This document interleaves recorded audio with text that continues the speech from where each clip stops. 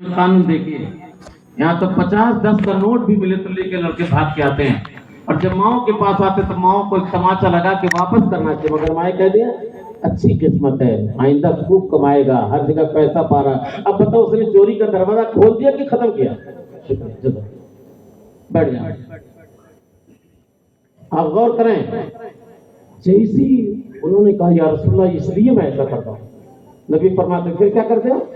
कहा सरकार यहाँ से जाता हूँ, बच्चों को देखता हूँ, जगह देता हूँ, उठा देता हूँ, पीछे लगा रहता हूँ, कोई खुद खाने ना पाए। जब मैं मजदूरी करने जाता हूँ तो अपनी बीवी पर पाबंदी लगा देता हूँ, जब तक शाम को मैं वापस ना जाऊँ तब तक खाने की तैयारी मत करना, सिर्फ बच्चों पर निगाह रखना, बच्चों की देखभाल करना। जब शाम को आता हूँ मैं बच्चों की देखभाल में लगता हूँ, तब मेरी बीवी खाना पकाती है। आप बताओ, जिस माँ बाप ने बच्चों पर इतनी कड़ी निगाह रखी, उसके लड़के जो है गेम खेलेंगे मोबाइल पर, उन लोग के फ्री फायर खेलेंगे, उन लोग के टिकटॉक बनाएंगे, उनके घर की बेटियां टिकटॉक बना के जन्मों की नुमाइश करेंगी, उनके घर की लड़कियां सिर्फ रुपया कमाने के नाते अपने जन्मों का, अपने हुस्न का माहौल पर दिखाएंगी? जी नहीं, ये बाप और माँ की कमी है कि अगर घर में 6 फर्द हैं तो 6 के पास मोबाइल है और 6 जगह बैठे मोबाइल देख रहे हैं, किसी को किसी की परवाह नहीं है। हालात तो भी बहुत कम बिगड़े हैं, अगर आपने ऐसे ही काहिली कर ली, यकीनन इज्जतें नीलाम हो जाएंगी, आबरूओं का जनाजा निकल जाएगा, कोई बाबा आपकी इज्जत न बचा पाएगा। अब बाबा के आने का इंतजार मत कीजिए, बल्कि मेहनतें करके खुद इज्जत रहिए, अपने घरों को भी इज्जतों के माहौल में जीने का सबक सिखाइए। क्या बात है? नारे तकबीर, नारे रिसालत, हज़रत अल्लामा मुफ्ती अलौद्दीन साहब किबला, नारे तकबीर, नारे रिसालत। क्या बात, बहुत इतना पे दुनिया ने जब ये बात कही, आका की आंखों में आंसू आ गए। इरशाद फरमाते बुद्ध जाना, मेरे पास बैठने वाला जो गार्जियन अपने बच्चों के साथ सलीका इख्तियार करेगा, नस्ल निकुकार हो जाएगा। क्या बात है, बहुत नबी ने अपना पावर दिखाया। सुना दूं आपको, इजाजत है? जी लग रहा है आप लोगों का? सरकार फरमाते बुद्ध जाना परेशान ना रहो, जाओ उस यहूदी को बुला लाओ, मैं वो पेड़ ही खरीद देता हूँ, झगड़ा खत्म हो जाएगा।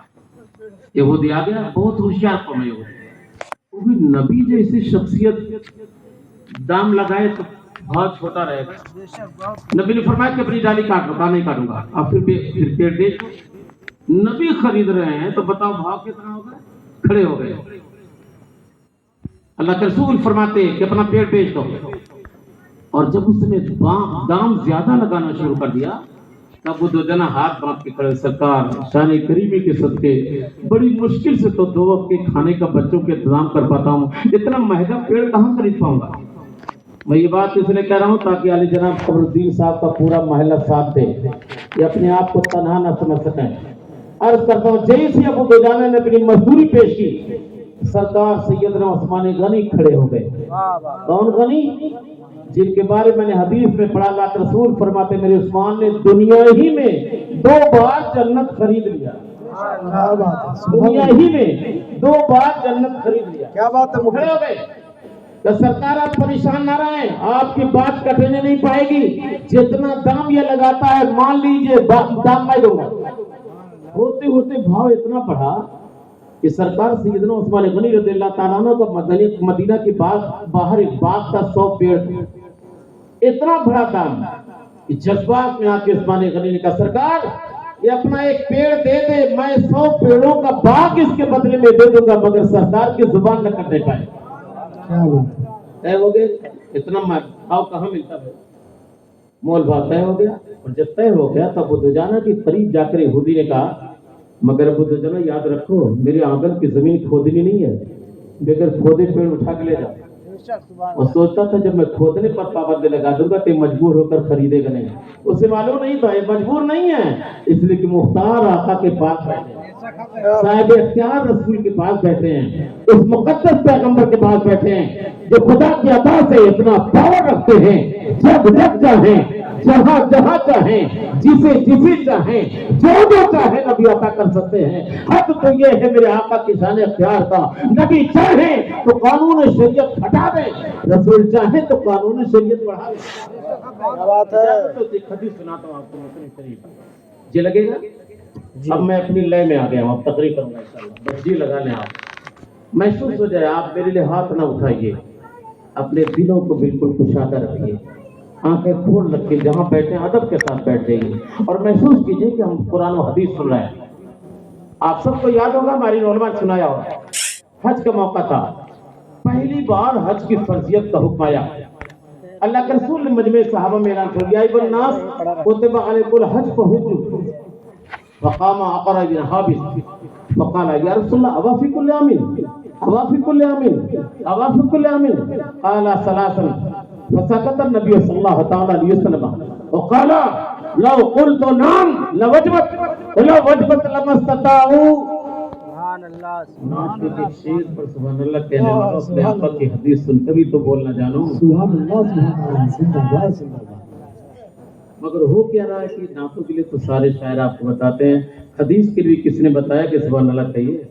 میں کہہ کے جا رہا ہوں ہزاروں نعتیں بھی ایک حدیث کی برابری نہیں کرتی،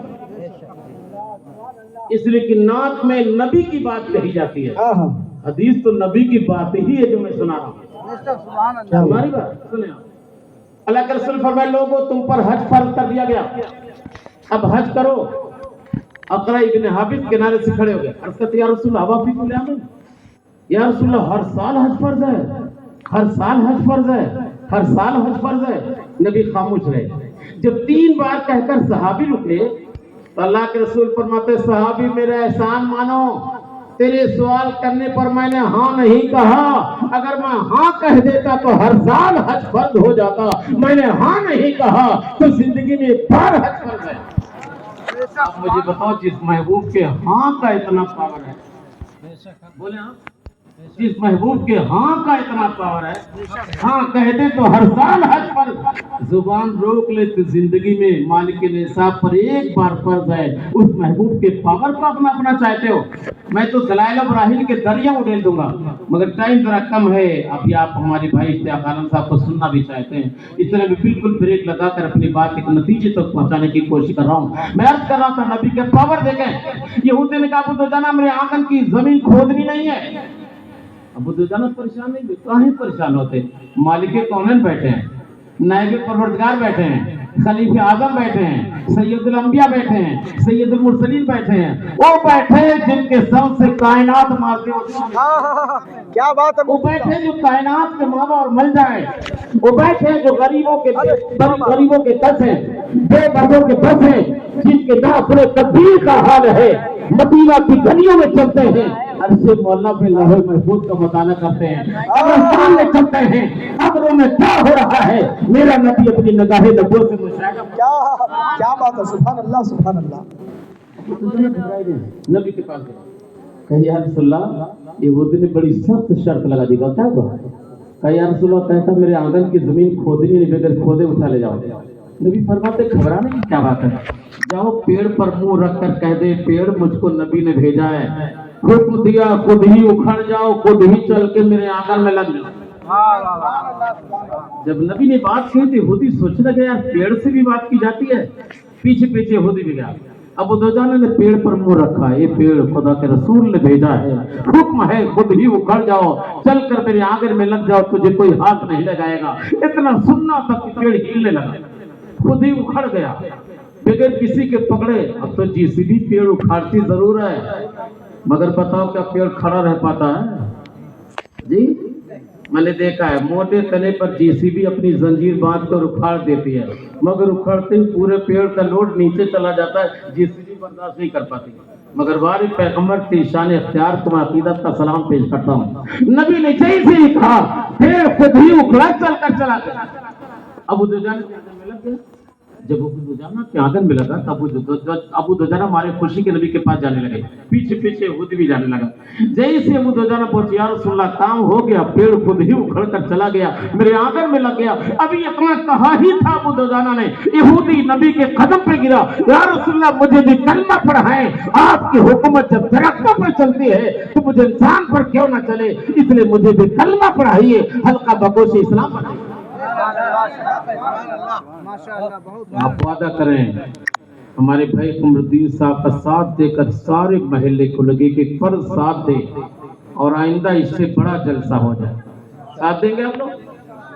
ضرور ساتھ، نیک کام میں ساتھ دیں گے، قوالوں کو انعام نہ دیجیے، शायरों को नाम दिया, कव्वाली मत कराइए, शायरों को बुलाया कीजिए। अच्छा लगता है कि ना?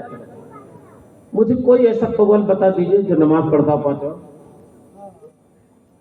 75% कव्वाल बगैर ड्रिंकिंग के शेर पढ़ ही नहीं पाते।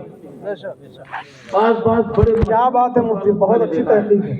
अपने गलों में इतने बड़े मोटे मोटे दाना का माला पहन के चलते हैं जैसे जानवर को बाजार में बेचने ले जा रहे हैं। हक है। जी एक जगह मैंने इसे तकलीफ कर दी थी, कव्वाल का बाल ऐसा रखे थे पीछे से मोहतरमा लग रहे थे। सामने आगे कहने लगे मैं मुनाजरा करूंगा। मैंने कहा मुनाजरा का इमला भी मालूम है? क्या बात है इमला लिख रहे मुनाजरे का।